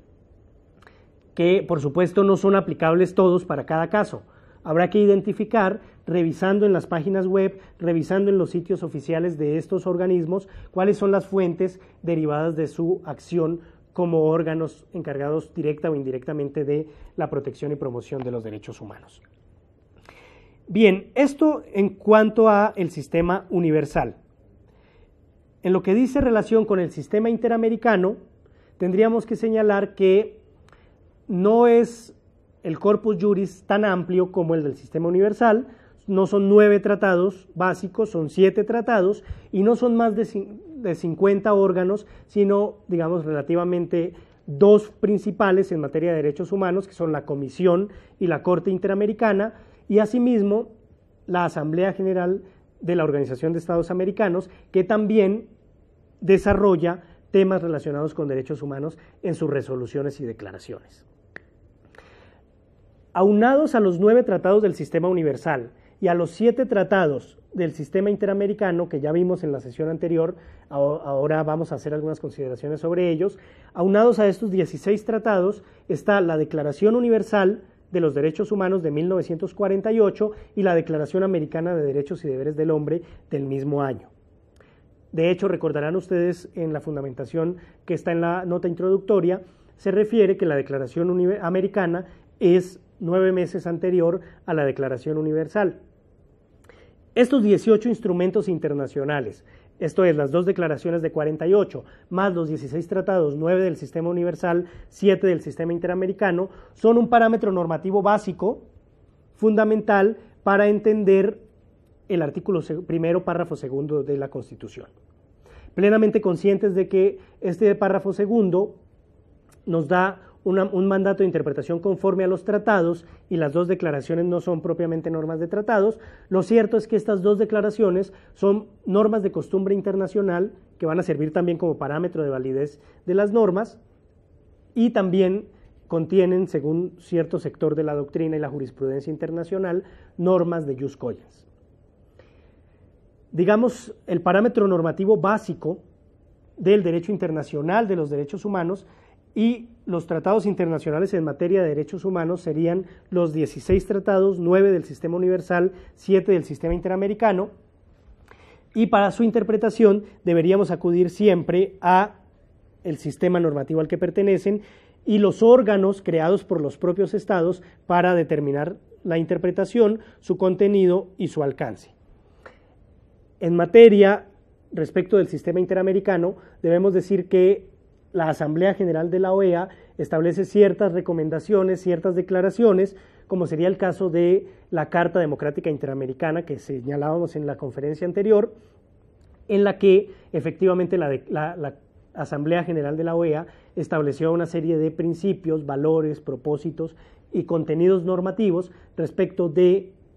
el desarrollo de la democracia y su vínculo inescindible con los derechos humanos. Esta declaración no es un tratado, evidentemente, pero siendo el resultado de una deliberación, de una votación y en general de la voluntad declarada por los estados en la comunidad internacional, esta resolución de la Asamblea General de la OEA es una norma específica que deriva del sistema interamericano y que sirve a las autoridades judiciales como parámetro para, por ejemplo, la identificación del alcance de los derechos políticos en el hemisferio americano, a la luz inclusive de la Carta de la OEA, que es un tratado internacional del que México es parte, y a la luz de la Convención Americana, que desarrolla también derechos políticos como resultado de su, relación en el ámbito interamericano. En el sistema interamericano contaríamos entonces con la Comisión y con la Corte Interamericanas como órganos encargados de interpretar y aplicar las normas de los 7 tratados básicos más las normas de la Declaración Americana de Derechos y Deberes del Hombre de 1948. La Comisión Interamericana podríamos decir que para efectos de identificación de fuentes normativas del derecho internacional de los derechos humanos en sede interamericana, tiene 4 funciones, 4 competencias o 4 componentes de su competencia, que serían la competencia contenciosa, en la que la comisión puede resolver casos sobre denuncias que presenten cualquier persona contra estados miembros de la OEA, en general. La comisión puede conocer casos contra cualquier estado que pertenezca a la Organización de Estados Americanos, incluyendo Estados Unidos, Canadá y Cuba. Sin embargo, los casos que conoce la comisión contra estos estados que todavía no son parte en la Convención Americana sobre Derechos Humanos, en el tratado, los conoce la comisión por vía del alcance de la Declaración Americana de los Derechos y Deberes del Hombre, lo que confirma la obligatoriedad de la Declaración Americana en el sistema interamericano, al punto que un Estado puede ser declarado responsable por violar derechos humanos, tal como en efecto ha sucedido con Estados Unidos, Canadá y Cuba, en la Comisión Interamericana por violar normas de la Declaración. Pese a que la Declaración no sea un tratado formalmente declarado, lo cierto es que se reconoce por la comunidad internacional interamericana como un tratado plenamente obligatorio que puede ser incluso una norma de referencia para declarar violados los derechos humanos en los estados que no son parte en los tratados en materia de derechos humanos. La declaración entonces es una norma fundamental del sistema interamericano que, si ustedes miran el artículo 29 que analizamos en la conferencia del martes, el literal D del artículo 29 de la Convención Americana establece que esta convención no se puede interpretar en el sentido de limitar el alcance de la Declaración Americana. Esto significa, insistimos, que la declaración no es solo una norma ahí puesta como criterio de buena voluntad de los estados, sino que es una norma jurídica que consagra obligaciones que son, digamos, exigibles del Estado en su conjunto y que por lo tanto son obligaciones exigibles para las autoridades ejecutivas, legislativas y judiciales en los estados americanos en su totalidad. Por ello, y esta es una premisa de análisis que estaría eventualmente sujeta a debate, pero creo que hay muchos elementos para concluir que esta premisa que voy a plantear es válida, y es que la Declaración Americana, además de los tratados interamericanos, pueden ser normas específicamente citadas, alegadas como normas que sirvan, por ejemplo, para pedir la protección mediante el amparo, o que sirvan como parámetro material para el control de convencionalidad. Es un debate que estaría abierto, por supuesto, pero mi invitación es por vía del artículo 29, que es una norma obligatoria para el Estado mexicano, no hay que perder de vista que ese artículo 29 y el preámbulo de la Convención remiten a la Declaración Americana de los Derechos y Deberes del Hombre.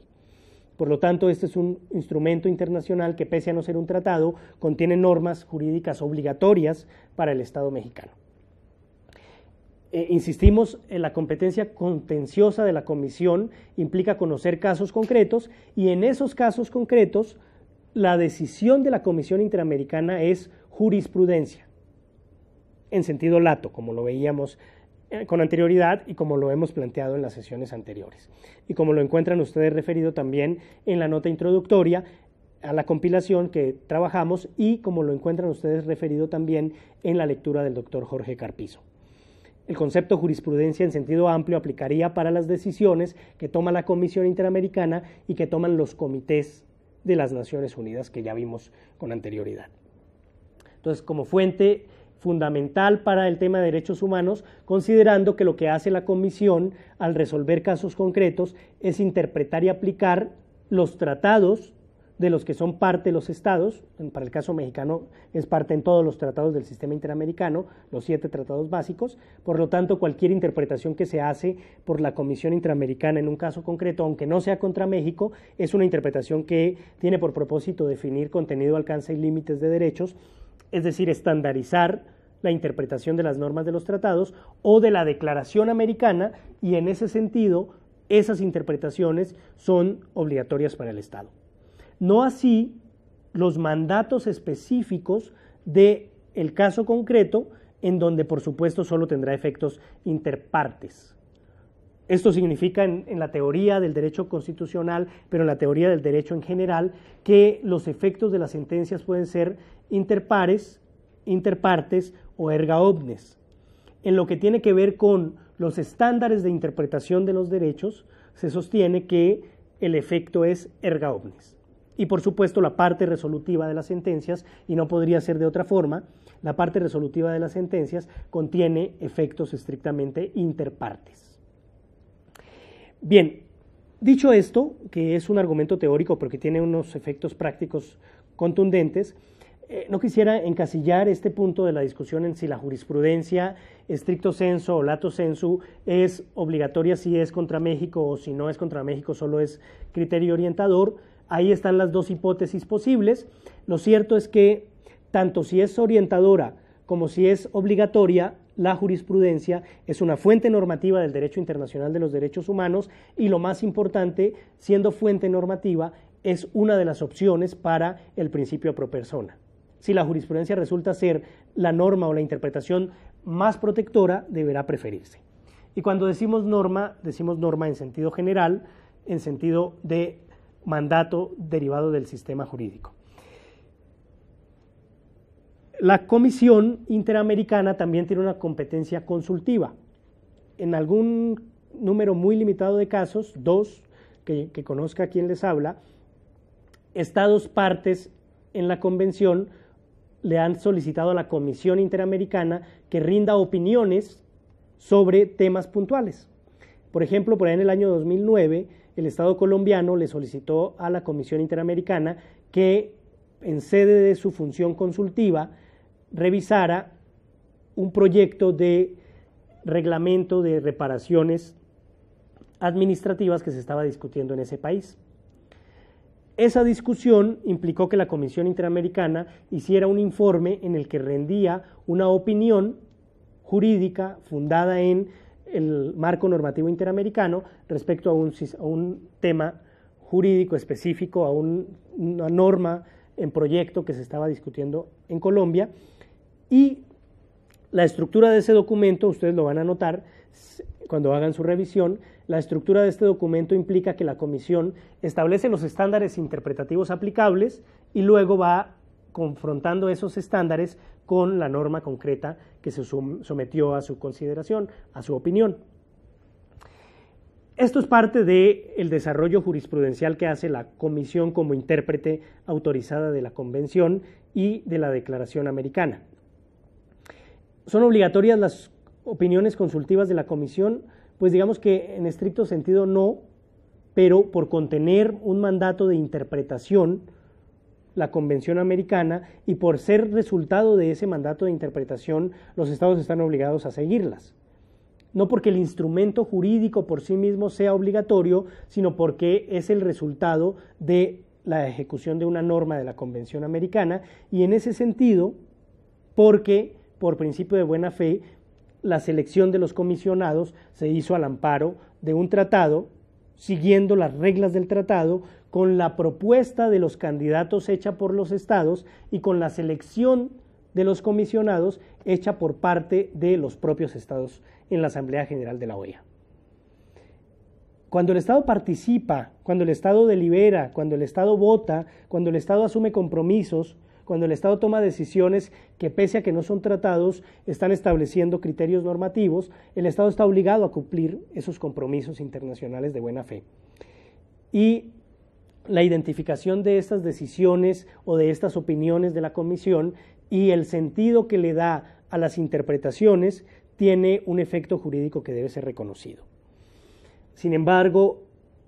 la idea fundamental que ha orientado estas sesiones es que el debate constitucional hoy en México debe trascender la discusión de la jerarquía entre las normas y debe buscar la realización de principios y valores que están en la Constitución mexicana,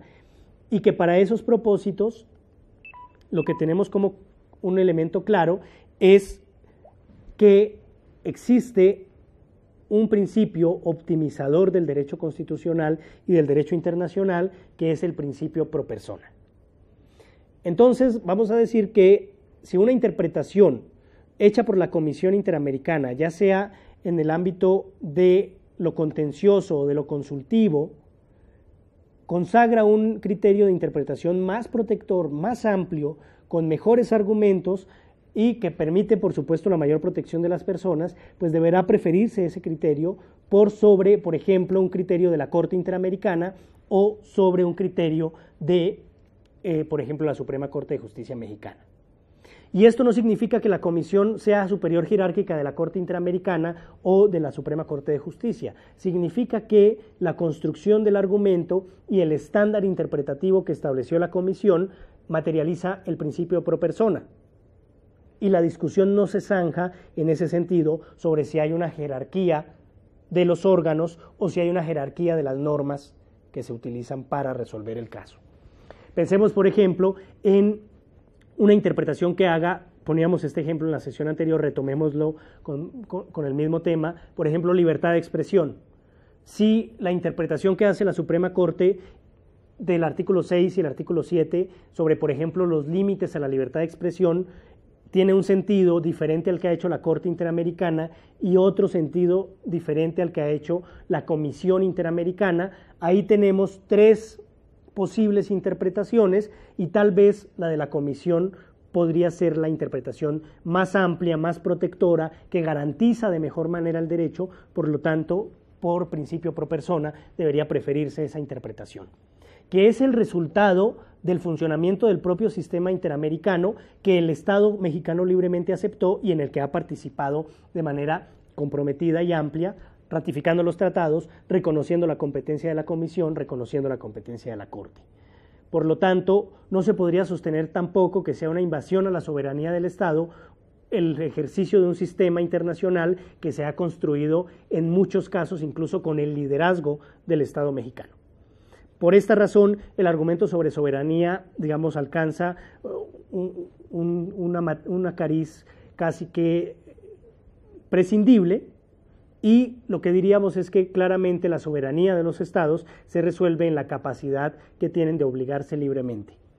y que por principio de buena fe, cuando se obligan, deben cumplir las obligaciones. No solo por principio de buena fe, sino por principio general del derecho del pacta sunt servanda. Pero además, diríamos que la gran paradoja del debate sobre la soberanía, que puede llegar a ser incluso un debate estéril y peligroso, el debate sobre la soberanía implica también que la soberanía, por lo menos en términos normativo-constitucionales, es una soberanía del pueblo. Claro, la soberanía se ejerce al interior y al exterior, pero al exterior se ejerce en nombre del pueblo. No se ejerce como una soberanía que le pertenezca al Estado. Y esto, que parece una distinción teórica, tiene una aplicación práctica concreta, y es que sería absurdo que el Estado interponga como objeción su soberanía, que no es suya sino del pueblo, su soberanía para negarle los derechos a integrantes específicos del pueblo al que le pertenece la soberanía. Este argumento, que es una paradoja, tiene un efecto práctico, y es que el Estado, cuando se obliga libremente a cumplir ciertas obligaciones y a garantizar y respetar ciertos derechos, luego no puede alegar que le están violando su soberanía cuando le exigen que cumpla las obligaciones que libremente asumió. Estos debates sobre soberanía, insisto, están en el ámbito actual, están sobre la mesa de discusión, no desconozco ello, pero insisto, me parece que son debates peligrosos, me parece que son debates que hay que zanjar de manera contundente sobre la base de que lo que está en juego es la vigencia real de la Constitución. El debate sobre soberanía es un debate sobre supremacía constitucional, sin duda, pero es un debate que no puede resolverse sobre falacias que impliquen aceptar que sí se tiene por parámetro normativo el derecho internacional, se viola la soberanía, porque es una petición de principio que no tiene ningún fundamento, pero además porque lo cierto es que la soberanía del pueblo implica la garantía efectiva de los derechos del pueblo, de los derechos de las personas que componen el pueblo. Y esos derechos y esas garantías consecuentes son parte de las obligaciones del Estado. La soberanía, insistimos, para concluir este punto polémico,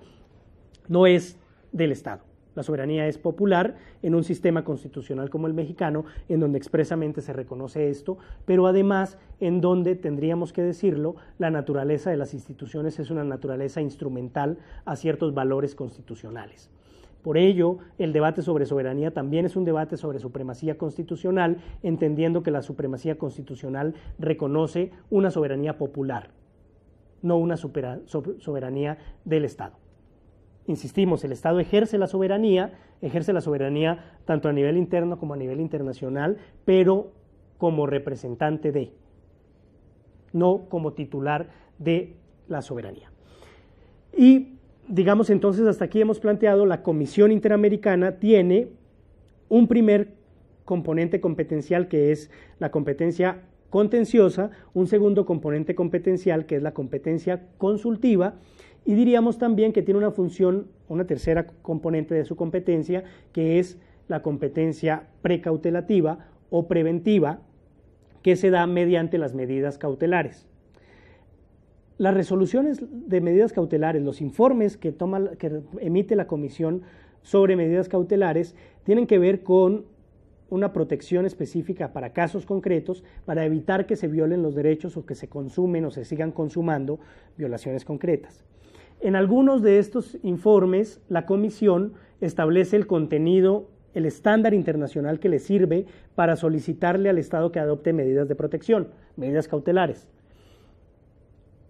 Esa definición del estándar también nos puede servir como un instrumento internacional que define contenido y alcance de derechos.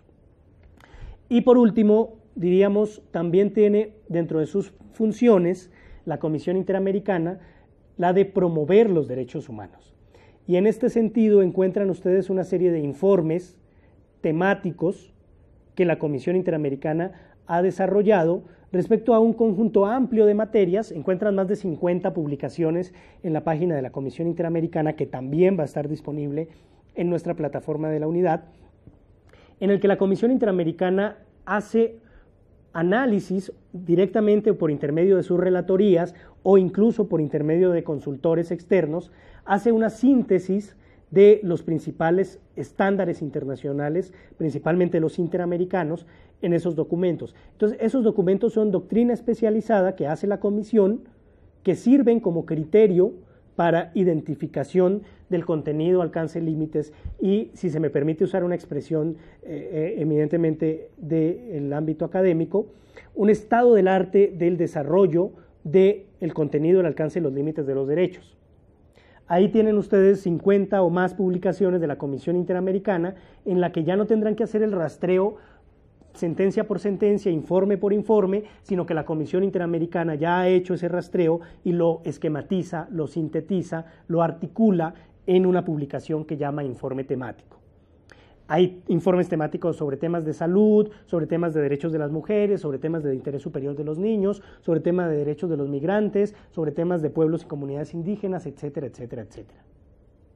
Entonces la invitación, por supuesto, es a revisar estos informes en la página web de la Comisión Interamericana. Bien, por último, veríamos la Corte Interamericana. La Corte Interamericana tiene varias competencias,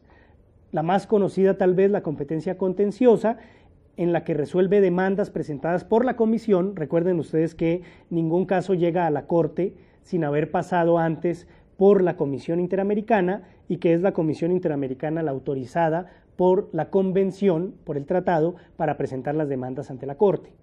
Sin perjuicio de que hoy vivimos un sistema con un locus standi in judicio, con una participación de las víctimas en donde litigan los casos, a la sazón de la reforma reglamentaria de 2009 que entró en vigor en el 2010, pero lo cierto es que la Comisión Interamericana sigue siendo quien presenta la demanda y la parte procesal que litiga el caso será la víctima y sus representantes, pero ello no significa que la Comisión deje de participar. Lo anterior para decir que la competencia contenciosa de la Corte Interamericana implica la participación de los estados como demandados, de la Comisión Interamericana como demandante, que a la presentación del informe del artículo 50 de la Convención establece el parámetro para definición de la litis en el sistema de contencioso de la Corte, y además es la Comisión Interamericana la que articula los elementos básicos del caso, los hechos que se van a debatir, etc. Esto es importante señalarlo porque la sentencia que va a resultar de un litigio ante la Corte Interamericana es un instrumento jurídico de primera importancia a efectos de la consolidación del sistema interamericano como un conjunto articulado de instituciones. Como ustedes pueden identificar en las normas de la Convención Americana, la Corte conoce solo de los casos que lleve ante sí la Comisión, y esto significa que el número de casos que conoce la Corte Interamericana respecto del nivel de protección en general de los derechos humanos en todos los países es un número mínimo, es decir, el número de violaciones a derechos humanos que existen en nuestro hemisferio, comparado con el número de casos que llegan a la Comisión y luego con el número de casos que llegan ante la Corte, estamos en presencia de un dato estadístico muy, muy bajo. La Corte resuelve muy pocos casos, pero eso no significa que la Corte y su existencia no se justifique. ¿Por qué? Pues porque la Corte y la existencia de la Corte no se justifica sobre la idea de ser un tribunal de resolución de casos, sino ser un tribunal de estandarización de interpretación de los tratados internacionales. Por esa razón, los casos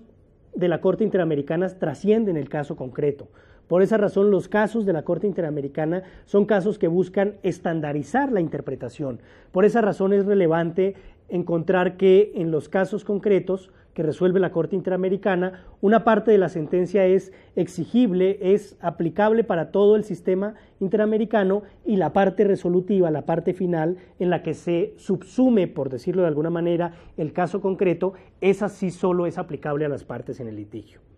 Y ello es así, y me parece que es muy razonable enfatizarlo, tanto a favor de las víctimas de violaciones a derechos humanos como a favor de los estados. Y aquí me permito poner un ejemplo. Recuerden ustedes que en el caso Callara contra Perú, la Corte Interamericana reconoció que, como la Comisión dejó vencer el plazo procesal que está establecido en el artículo 51.1 de la Convención, ya la Corte perdía competencia porque había caducidad de la acción para conocer del caso Callara. Y en efecto, la Corte Interamericana dijo, estas reglas procesales son de imperativo cumplimiento para la Comisión, no se pueden violar en perjuicio del Estado, y por lo tanto, adiós al caso, no puedo conocerlo, y lo declara inadmisible por violar la regla procesal, declarando que existió caducidad de la demanda. Y entonces uno diría, si hoy la Comisión Interamericana cometiera nuevamente un error en el manejo de los plazos y presentara extemporáneamente un caso contra el Estado mexicano, sin duda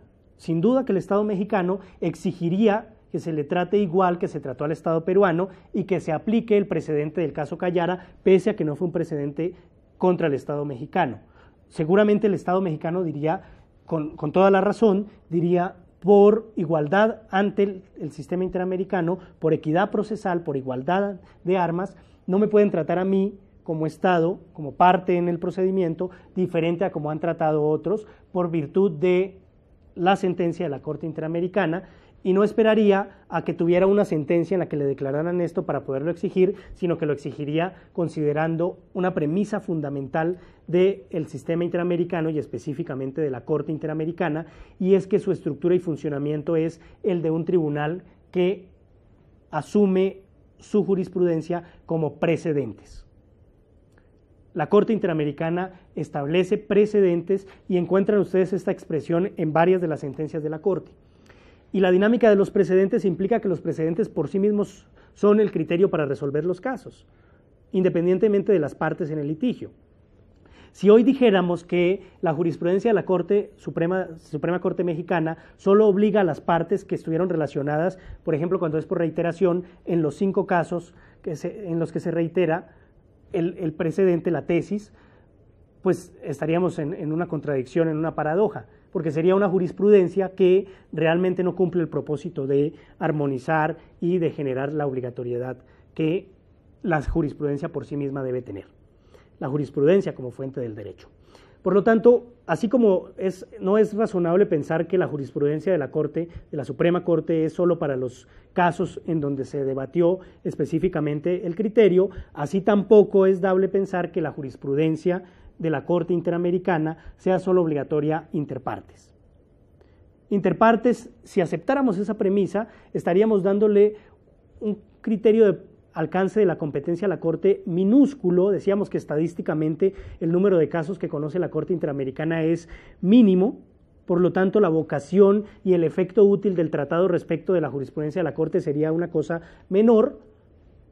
y más bien lo que diríamos es que la interpretación de la competencia de la Corte como tribunal que sienta precedentes debe entenderse como un tribunal que en sus sentencias hace un análisis general que estandariza la interpretación de las normas de la Convención y una aplicación puntual a cada caso concreto. Y en la aplicación puntual está el efecto interpartes, y en la estandarización de la interpretación de las normas de la Convención está el efecto erga omnes. Esto, por supuesto, que da una mayor protección a los derechos y, digamos que de alguna manera, evita que se haga del Tribunal Interamericano un tribunal de funcionamiento excepcional.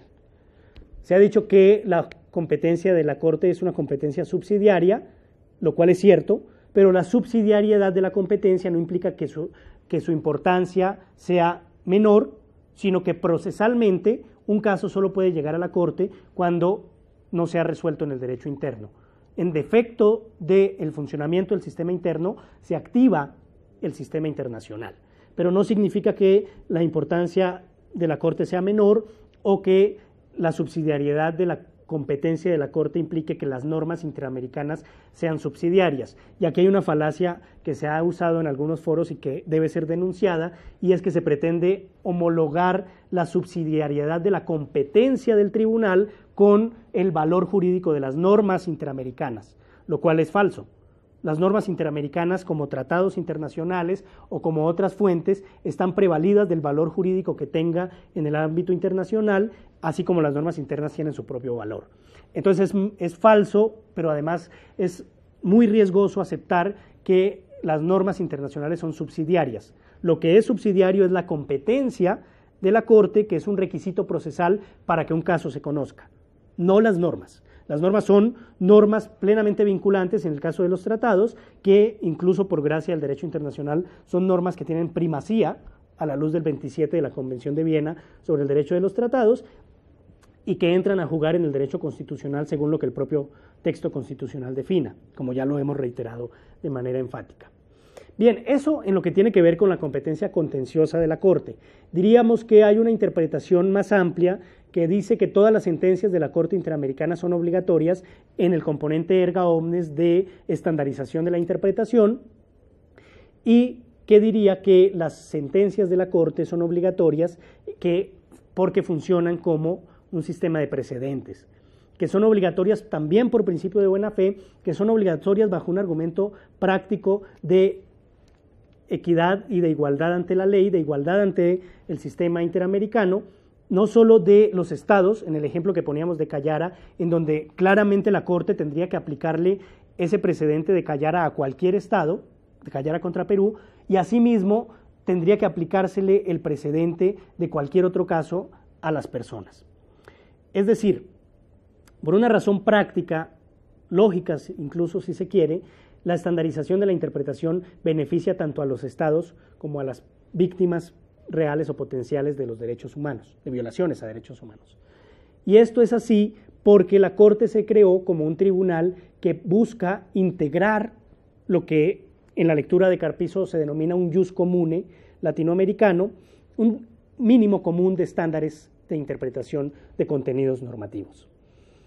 Bien, la competencia contenciosa de la Corte entonces se resuelve en sentencias que, insistimos, pueden ser obligatorias todas en su conjunto, o si se sigue la tesis menos amplia de la Suprema Corte mexicana, obligatorias las que son contra el Estado mexicano porque las litigó, y criterios orientadores solo aquellas en las que el Estado mexicano no haya participado como parte en el litigio. Bien, también tiene competencia consultiva la Corte, y hay un número significativo de opiniones consultivas, 20 en total, de las cuales 2 han sido solicitadas por el Estado mexicano, la número 16 y la número 18. Si se hiciera el mismo criterio de las opiniones que ha solicitado el Estado mexicano a la Corte le obligan, y las que no son criterios orientadores, diríamos que las opiniones consultivas 16 y 18 son obligatorias para México y las restantes son criterios orientadores. Sin embargo, mutatis mutandis, las opiniones consultivas de la Corte son equivalentes a las observaciones generales de los comités. Son el resultado de la interpretación autorizada de las normas de los tratados realizadas por el órgano competente creado para esos efectos por los estados y como materialización del objeto y fin del tratado. Por lo tanto, me parece que no cabe una distinción de si la pregunta la hizo el Estado X o el Estado Y, o si la hizo, por ejemplo, la Comisión Interamericana. Muchas de las opiniones consultivas de la Corte han sido solicitadas por la Comisión. Por lo tanto, llegaríamos a la paradoja de que esas no le obligan a ningún Estado y solo a la Comisión, lo cual, digamos, va en contra de una lógica sistemática en el orden interamericano. Entonces, digamos que esas 20 opiniones consultivas contienen una serie de interpretaciones que ha hecho la Corte Interamericana respecto a cómo deben entenderse normas puntuales de la Convención Americana o de otros tratados del orden interamericano. Tiene también la Corte una función precautelativa o preventiva, que significa que la Corte puede ordenarle a los estados adoptar medidas provisionales, medidas de protección de las personas y sus derechos. En ese sentido, tendríamos que ver que también las resoluciones que adopta la Corte Interamericana respecto de protección de personas o grupos tienen una fundamentación jurídica que se basa en los estándares interpretativos y que, además de esos estándares, se está aplicando el estándar al caso concreto. Volvemos a tener la misma idea del efecto erga omnes de la estandarización de la interpretación y del efecto interpartes de la solución del caso concreto.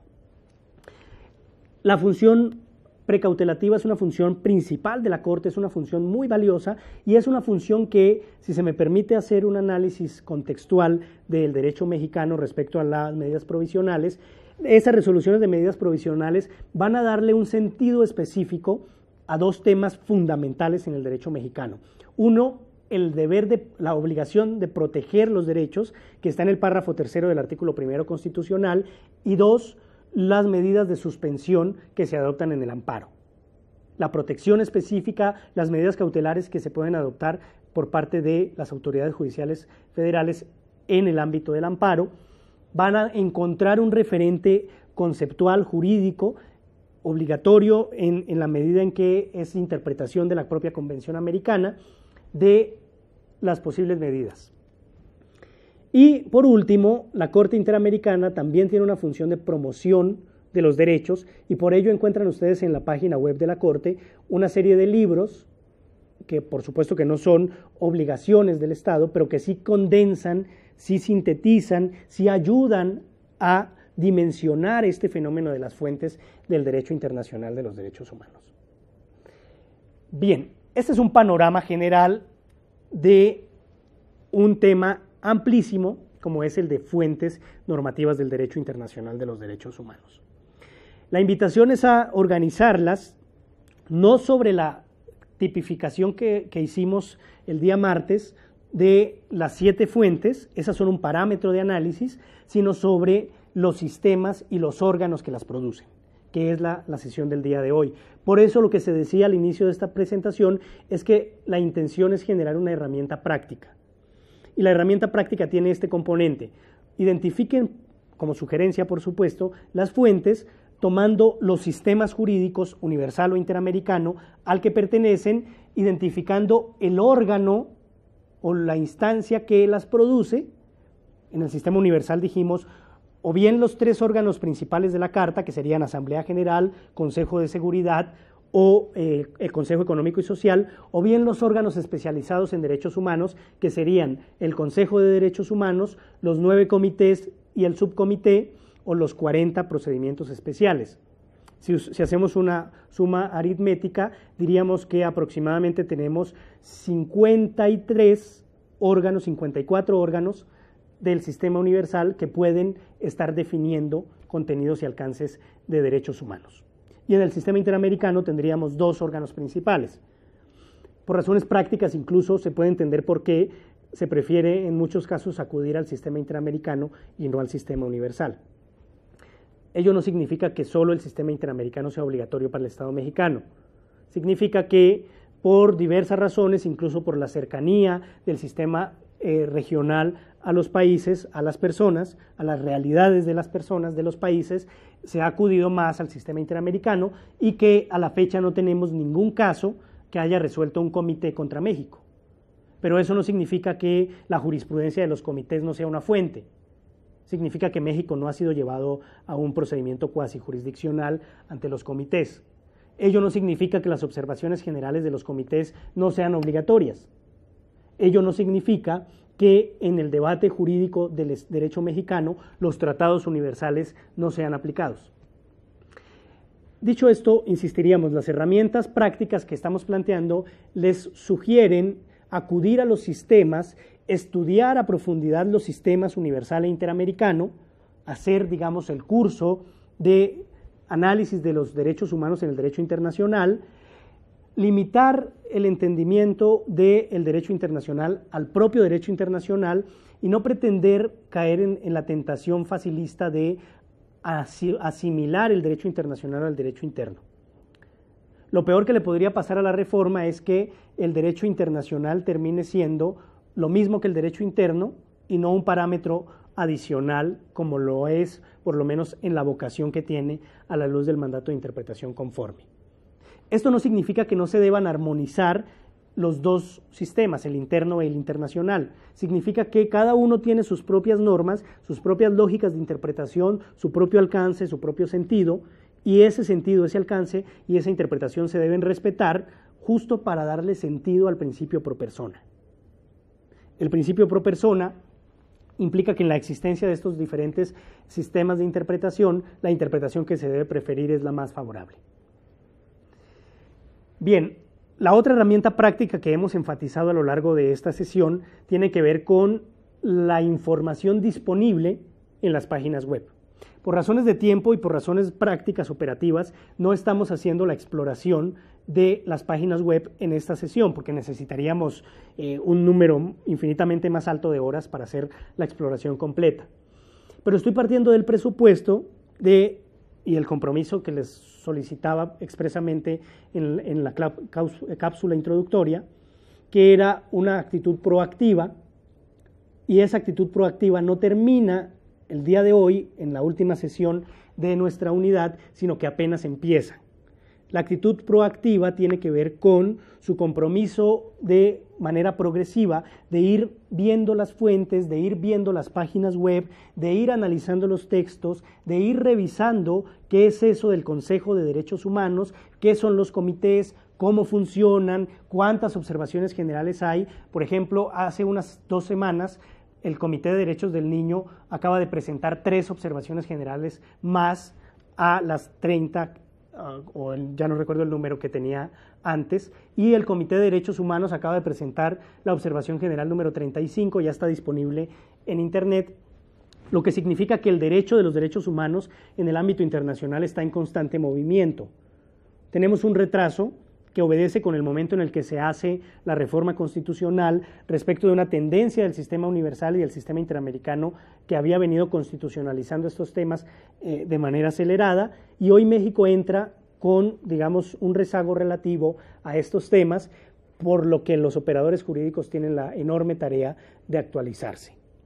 Si había un propósito en esta unidad, era sensibilizar a cada una y cada uno de ustedes sobre la necesidad de actualizarse en materia de derecho internacional de los derechos humanos.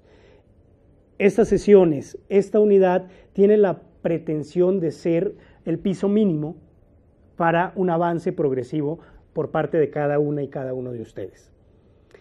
Ver la información disponible, hacer el análisis teórico, analizar críticamente cada una de las propuestas argumentativas que yo he presentado y en general actualizarse sobre el tema de derecho internacional de los derechos humanos es un gran reto, pero además es un prerequisito, una condición sine qua non para que ustedes puedan operar adecuadamente el control de convencionalidad y en sentido general hacer una interpretación conforme y en sentido más general cumplir con el objetivo máximo de la reforma, que es la mayor protección de los derechos humanos, de sus garantías, para dignificar a la persona humana. Concluyo entonces con esa invitación. Es muy importante que ustedes sigan estudiando este tema, concluyan con compromiso los demás módulos, las demás unidades de esta